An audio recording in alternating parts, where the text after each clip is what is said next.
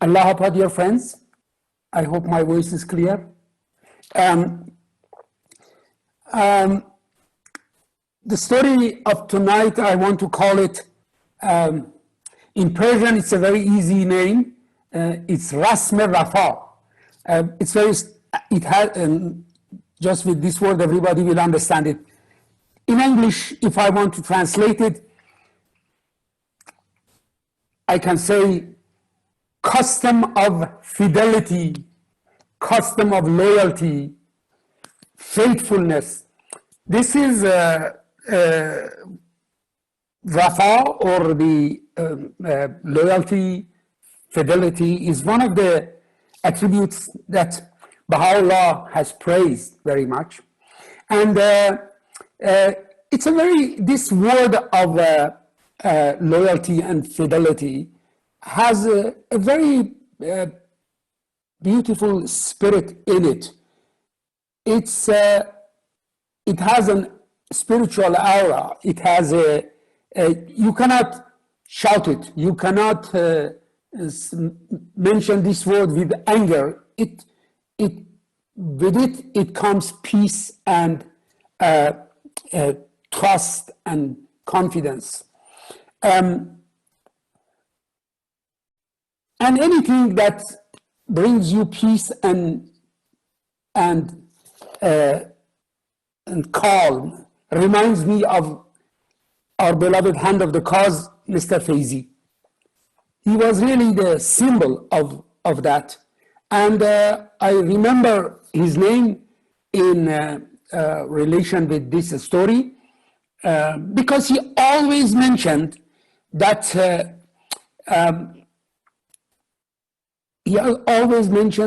one of the most important attributes of Baha'u'llah is this fidelity and loyalty. He said he never stands in debt with you. If you serve his cause, if you take one step, he takes 10 steps. If you support him, he supports you. And he never remains in debt. So this was really, this is the background of my mind when I thought about this story. We had in India, one of the very old Baha'is of India, perhaps one of the oldest Baha'is of India that I knew, was Mr. Muhammad Hayat. He was a Muslim who had become Baha'i. He was so old, in fact, a few days ago, I was talking to Mrs.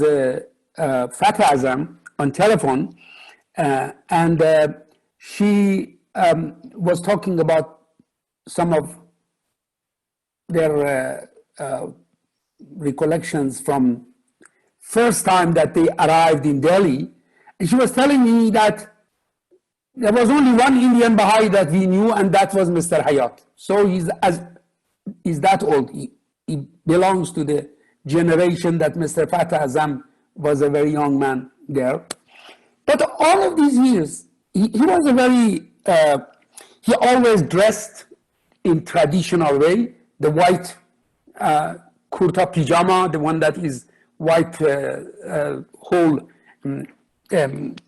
clothes, and he used a white hat style of Nehru. I don't know if you remember the photographs of Nehru. He always used it. And this is an old traditional Indian hat. He spoke in Hindi and Urdu. Urdu is very close to Persian. The letters in writing is almost same. And but he had learned Persian after he became Baha'i because he wanted to be able to read holy writings. And those days, translations did not exist to Urdu language. So because of that, he spoke Persian, but in a very, he had his own style of speaking Persian, very as if he's reading from a book. very official Persian. And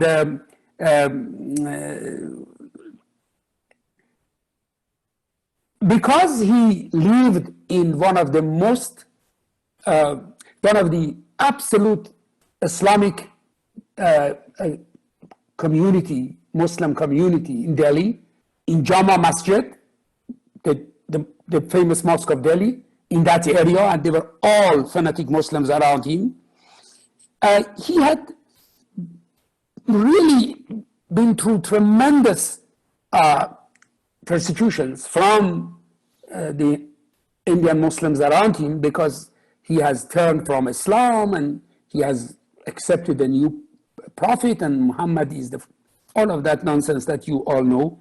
Muhammad is the last prophet, no one can be after him, and this and that.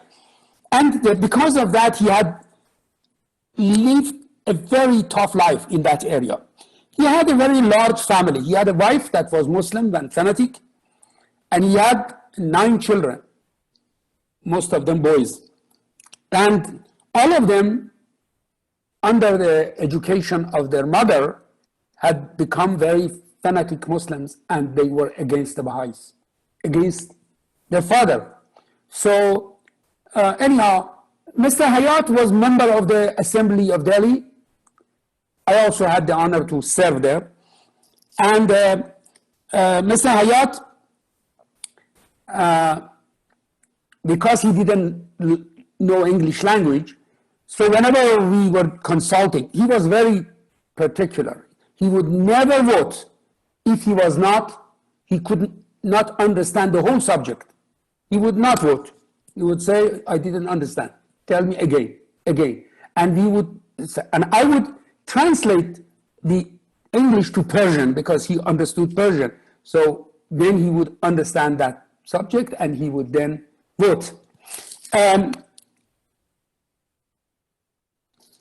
He was perhaps the only Indian that I knew at that time. This is almost, how many years ago? Maybe we are talking about 35 years ago. And even 40 years ago.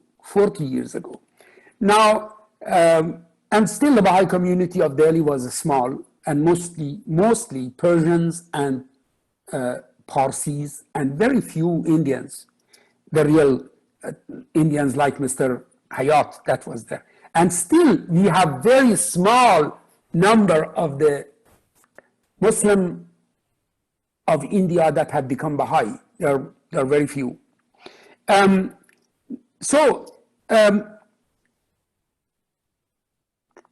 Hayat was one of the only Baha'is that during the Ayyam Ha, the days of, the days before the fast, the intercalary days, he would, because he had a restaurant, he would always prepare a big dinner. He would cook himself, and he would bring all of that himself. And he was a heavy man, old man, and he had difficulty to walk. But with all of that, he would serve the Baha'is with such dedication, and would tell them about this food and that food. And he wanted this to be grand and wonderful and all of that. He was very special.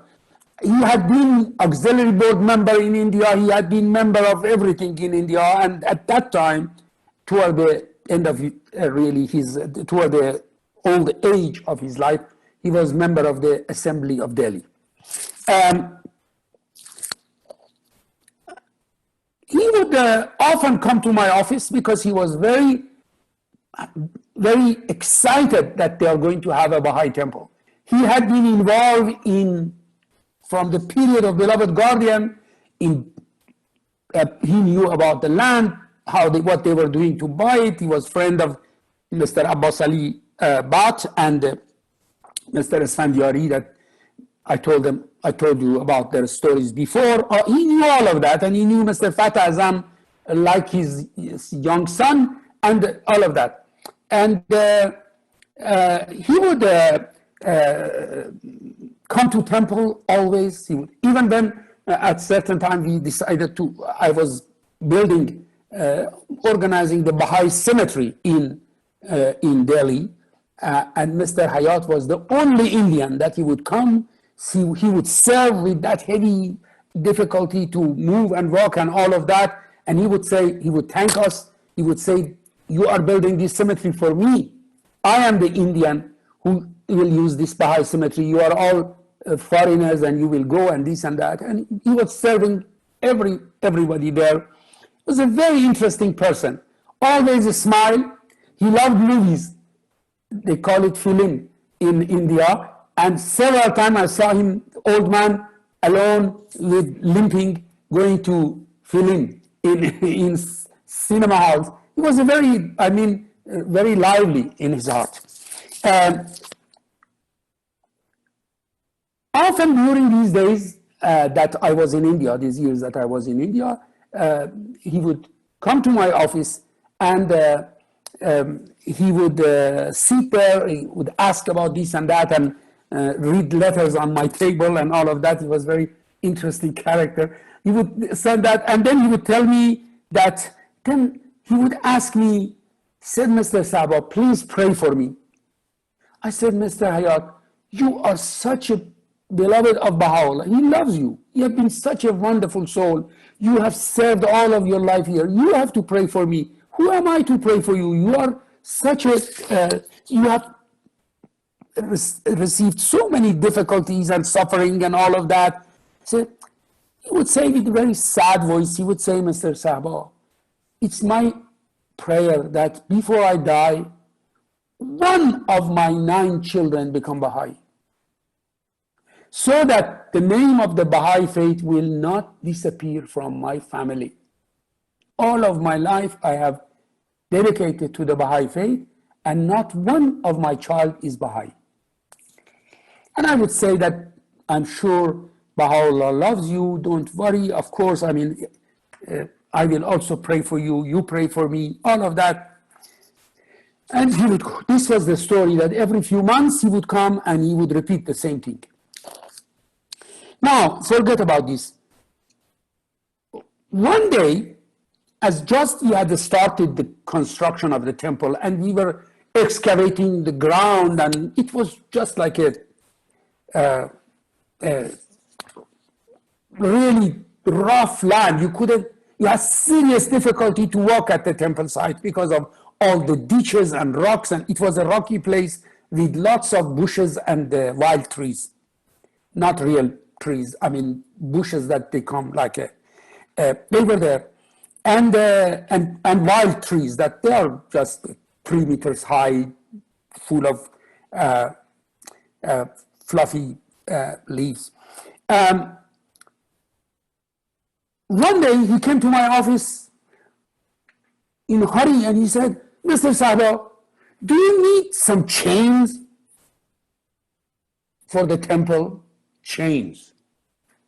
I said, Mr. Hayat, right now we need just rocks. We have rocks and snakes and things like that. What can I do with chain right now? Maybe when temple is finished, in Haifa sometimes to border the gardens and all of that, we use some chains and things like that. Maybe we can use some chains for controlling the crowd and this and that. But right now I have nothing in my mind, Mr. like that. So thank you, he left. Now, in fact, I forgot to tell you, the main job of Mr. Hayat, the main business of Mr. Hayat was brass and copper business. They were castings and it was his main job. Also, he had some restaurants, just traditional Indian Islamic halal restaurants in Jama Masjid, in the area that only Muslims go.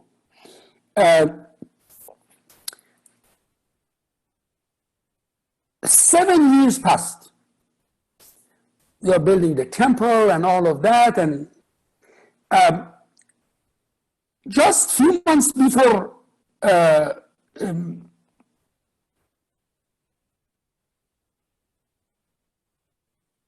this was a period that I have to tell you, this was the period that Baha'is of Iran had most terrible time, martyrdom.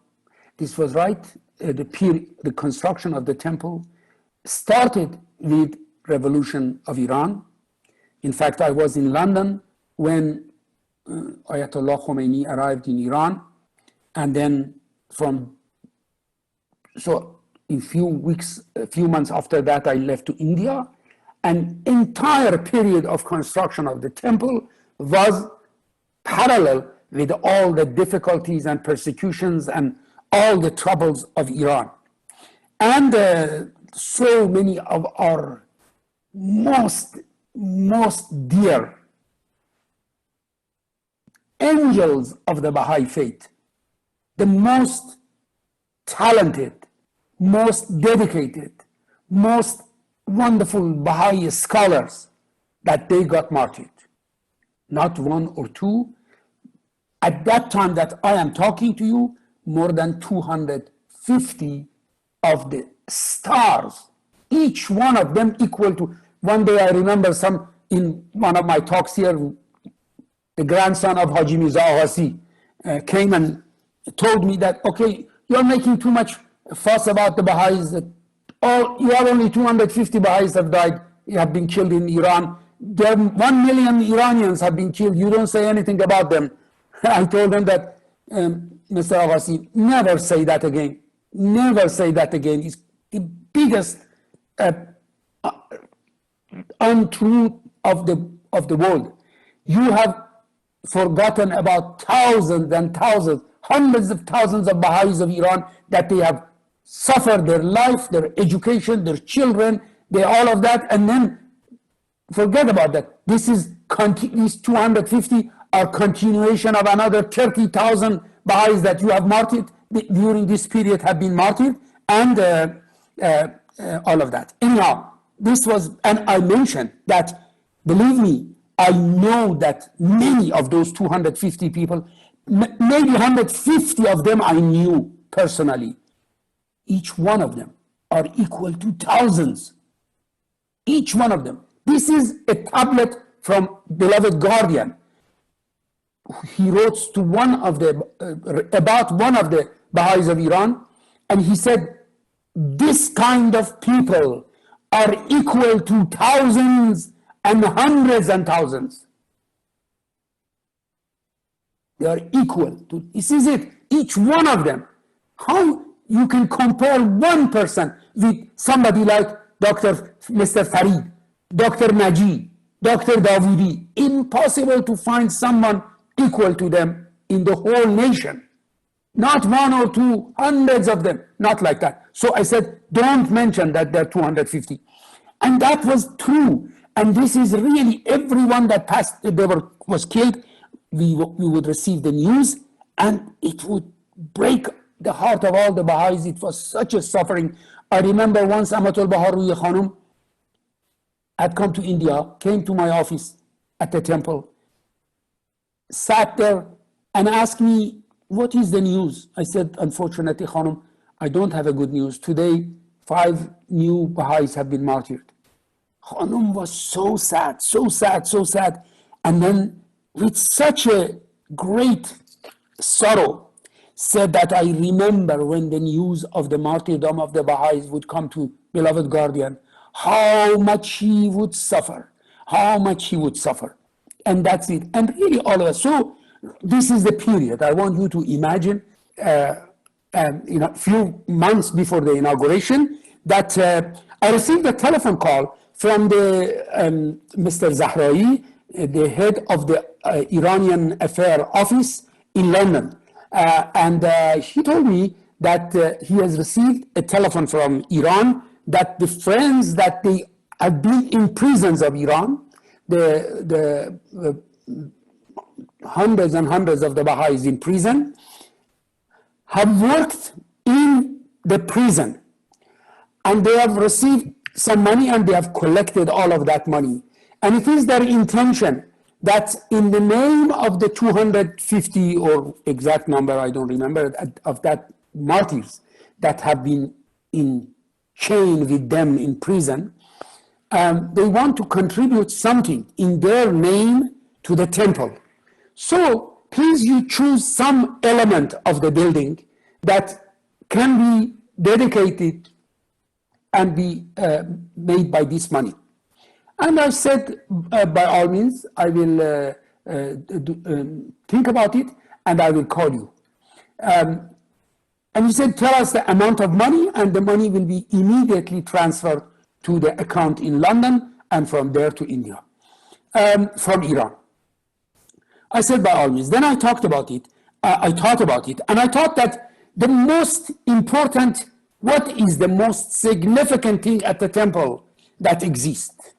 The name of God, the name of Baha'u'llah, the greatest name, is the greatest symbol. It is, in fact, there is a prayer of the Hindus and Buddhists about the lotus, that it says, "O ye jewel in the lotus." The jewel in the lotus refers to the God in the lotus, because they believe Brahma, creator, was born in a lotus. Buddhists, they believe one of the bodhisattvas was born in the lotus, and that is, they look at that at the house of God. And I said that, okay, if this is the lotus, the house of God, the jewel in the lotus is the greatest name. So what if we make this greatest name to look like a jewel, to be so brilliant and full of light and full of luster, and it's a jewel, and we built this with the donation of the prisoners of Iran in the name of the martyrs of Iran. I called the House of Justice in Haifa and mentioned this suggestion, and I asked their guidance, and I was advised immediately that it's a good idea, very good idea. Now, now I'm thinking that what should I do? What should we design about on the dome? And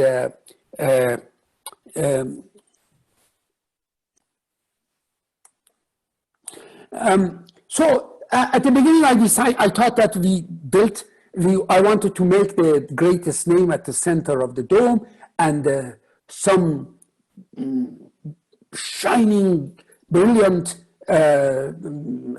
rays coming out of the greatest name, like a rays of sun. And I thought about using crystals. I thought it's crystals, so I went to several crystal factories. I made research about crystals, how you can make the crystals more shining, and this and that, and it depends to the amount of lead in the crystal and how we can make the crystal the way that we want, and all of that. But then I thought that the temple is in India, in Delhi. Delhi is on the line of earthquake, is the same zone of California, on zone number 1 of earthquake. And so if something happens and these crystals, they come down, they can kill people. So I cannot use that one. And then I thought, yes, these are prisoners of Iran. They are in chain. The martyrs were in chain. They were killed. I have to use chain. But I cannot use chain as the chain that are normal chain. It should be like a jewel. It should be like a thing. So then I thought that the crystals, this chain should be like, I don't know how I can describe it. I will show you in the video. When I show you, you can see that. I thought that I want those like, you know, the pearl necklace that the ladies they use, the rounds, each one, let us say, about 1 centimeter diameter, and like this. But now, where the hell I can find this chain? Three months before the inauguration of the temple, I have to do it quick. I don't know. I'm thinking. Suddenly, I remembered. 7 years ago, Mr. Hayat came to the office and said, "Do you need chain?" I said, I see, forget about it. What kind of chain? Mr. Hayat is talking about God knows what kind of chain. Now, maybe his chains are, the chains that we are using for winch and other things, and the chains that they are using for, it just links together, and it's like that, and this is not what I want. I want something like jewel, and like that. And also, when we started, we had done the design, I asked one of my assistants to calculate what is the length of the chain that we need. This is a huge, greatest name at the middle of the dome, and with all of those rays and all of that, we calculated, he said 980 meters. Okay, now Mr. Hayat maybe had 50 meters of chain, 20 meters of chain, 50 meters of chain, not 950 meters of chain, impossible. But what to do? I didn't have any much choices, so I said, let me find out.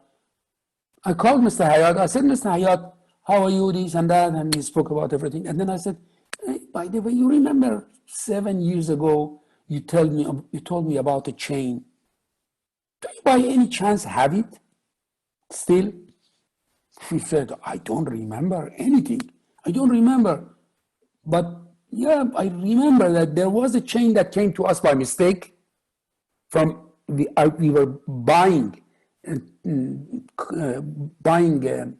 copper, not copper, sorry, brass to melt, and it came as a junk that it came lots of chain, and it's there, but it's a black rusted. That brass becomes dark brown like that. It was like that, but I don't know what we have done, whether they melted or what they have done. I will look at my storage.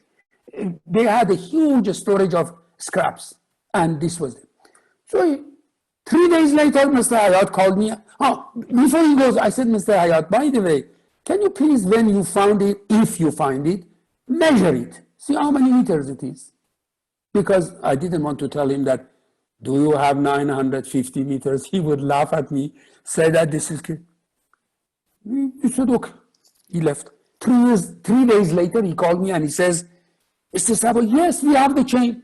It's there. It's very bad and black and rusted and all of that. But we can, if you wanted, I said, because I told him I want something like jewel, this, that. He said, if you wanted, we can gold plate it.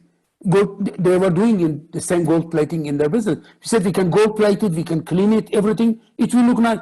I said, can you bring a little sample for me? He sent me a sample next day. I said, oh my God, it's beautiful. I wish I had a piece of chain. I should have thought to bring it to show you, but because I show you on my video, you will see that. Anyhow, and now Khanum, Amatul Baru Khanum would come to the temple, and I would consult with her often and this and that. She was so in these meetings, and she would look at all of the details, and I took her to construction site, and I was showing her all of the location of the greatest name and all of that. We were talking to her, and she said, she told me that, Faribors, I hope you are not going to do to me what everybody else has done. I said, well, Khanum. She said, always they invite me to open a temple, inaugurate a temple. I go and inaugurate, and there is a meeting. Next day, I go and they close it because the temple is not finished. I want you to finish everything. When the day after I inaugurate the temple, you should promise that it will be open. I said, Khanum, I promise you, we will do that. And of course, I did that, of course, at the cost of the life of some people, because we had to work in last 12 months. I consult with all of my friends and all of my team, and we talked about it. And I said that, what do you think we have to do in order to reach right on time? And everything is finished. Everybody said that we should work 12 hours a day, 7 days a week, including Baha'i holidays. We did it. Last 1 year, it was everyone worked 12 hours a day, 8 to 8, and 7 days a week, with no holiday, no national holiday, no Baha'i holiday. And so we finished. So now this is in our head, and we have to do this work. So it's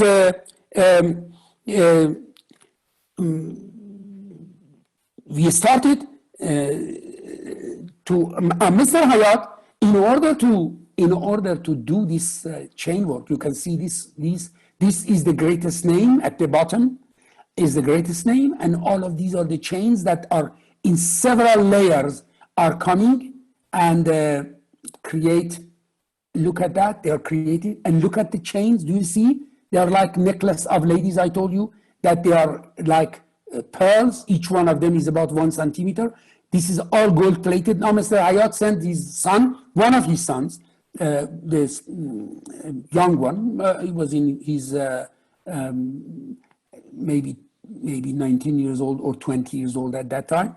He sent to us to coordinate so that I send the sample and we correct it and back and forth and all of that. He would come from factory to temple and he would do that. And this we did the work, and then Mr. Sabari, that is on the normally comes in all of the my Persian talks from Australia. He was responsible for fixing the chains and all of those things to the greatest name. We cast the main greatest name in brass, is done in a factory outside, and the greatest name was made there, and you can see the greatest name. It's a huge one, very huge.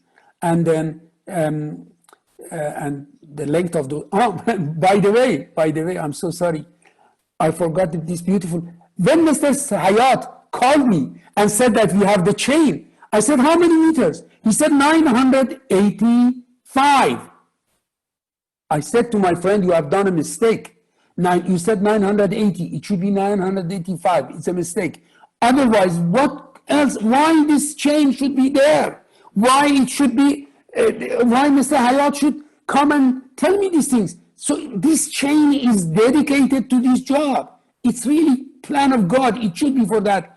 And we, for sure, used all of the chain other than one small, about half a meter of that, I used as a necklace. I gave it to my wife at that time. And then I still have it, the one that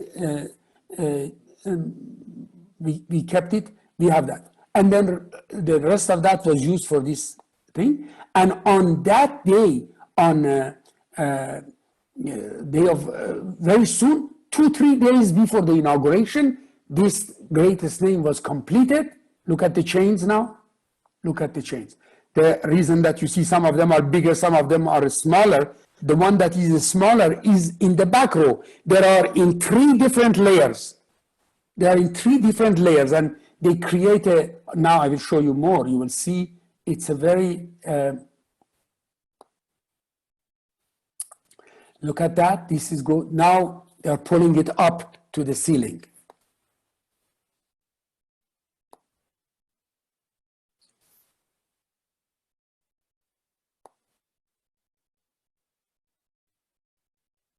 You see, each layer is, each of these, there are in 3 different layers. One is this one is this one, and another one is this one. So it's like exactly, it's replica of the interior dome. Interior dome, but this is in jewel. And I asked from the House of Justice, in all the other Baha'i temples, Ya Baha'u'llah is used at the roof of the temples. I consulted with the House of Justice. I said, do you mind if we use the greatest name sign? Because of the, I didn't want to give the appearance of Islamic in India, because Indians are sensitive toward, you know, the problem of India, Hindus and Muslims. I didn't want us to look like this is look like a Bismillah ar-Rahman ar-Rahim or something, and House of Justice approved, and this is the first time that has been used. Now you can see when it's at the top, it doesn't look big, but you can see that, but it's huge. You can see the dome. Here also, there are all brass elements that you can see like rays of light coming. This is the top of the dome from outside. Then there is a glass dome inside, and you see the light in, and then you see this is the dome. This is now the whole, the white dome that you can see here, the white concrete, and that is the dome, and this is the close-up. See that how elegant it is, and this was done in the name of the Baha'is and martyrs of Iran. And it's so interesting that Mr. Hayat did not accepted me to pay for the chains. He said, no, this is my contribution. I said, this is done by the Baha'is of Iran, prisons of Iran. He said, you see, I know Persian, so consider me Persian. The chain will be at my cost. And he gave that. And we completed that. His son would come constantly to the temple and help with during the days before the inauguration, there were lots of Baha'i youth that they were working round the clock, day and night, 12-hour shifts, and round the clock and all of that. And there was such excitement and spirit in the area that this son of Mr. Hayat became so excited about all of these. And then at the time of inauguration, he would come. He said, would you allow me to participate in the inauguration? I said, of course. He came and he was there. And then after inauguration, he said, during my weekends, can I come and volunteer with the other volunteers? Because he had become friend of all of those people. I said, of course, he was not a Baha'i, but I said, you can come. And he came and all of that. And eventually he declared Baha'i. He declared Baha'i. Now Mr. Hayat was in heaven. He couldn't believe it. His prayer was answered. This is the loyalty of Baha'u'llah, fidelity of Baha'u'llah, that is just wanted. Why he should come and tell me, why that change should come to from Italy to Mr. Hayat to be melted, not for any purpose, as a junk. Why he should come and tell me, why I should remember after 7 years, why I should think of chain related to the prisoners of Iran, why all of these whys, there is no answer. There is no answer. Only it is because Baha'u'llah wanted Mr. Hayat to have one of his children Baha'i. Now, Mr. Hayat comes to me, now he knew that I'm going to, after completion of the temple, I am going to leave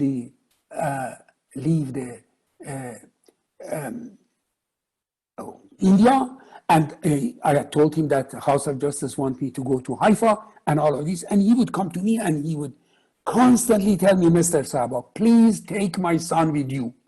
Take him with you. He will be ruined here. My wife and my other children will kill him, will not allow him to become a Baha'i. Please take him. I said, Mr. Hayat, education of your son is political science. Why I can use, I'm an architect, we have technical things, how I can use a political science in my team in Haifa?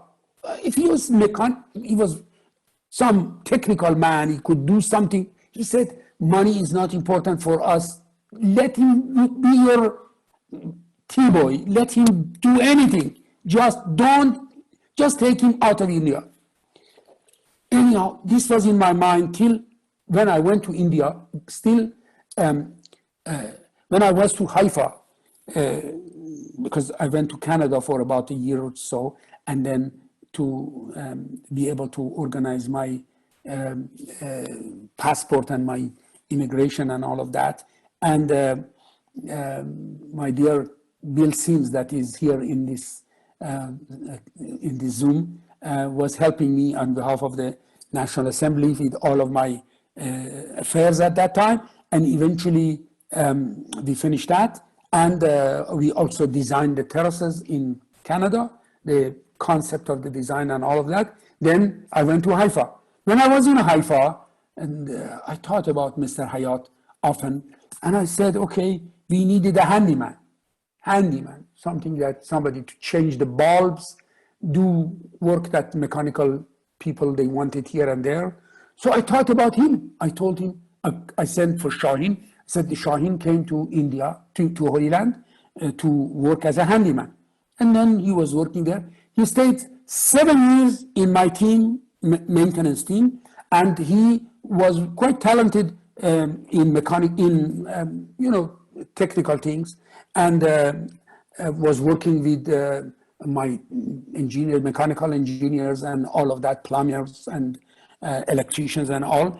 And he learned a lot about these things, and he was doing, he was working in Baha'i activities and all of that. He became deeper and deeper.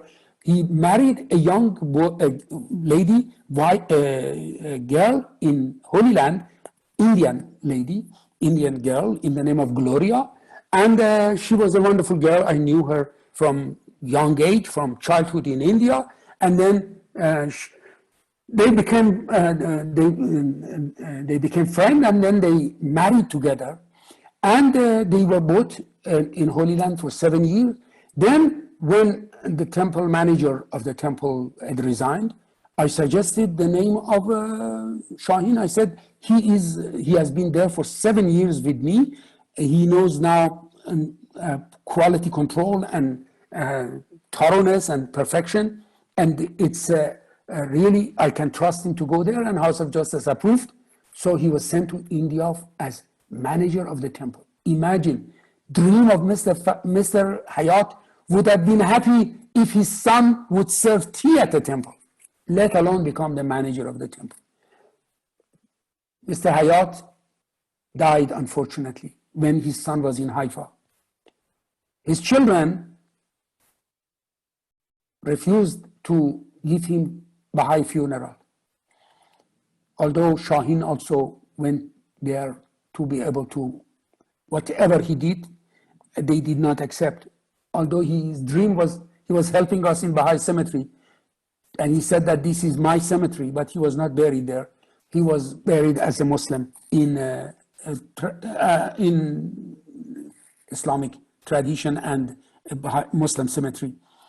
But his family, all 9 children, were touched because their brother was in a temple in India. Often they would come, they stay at the temple.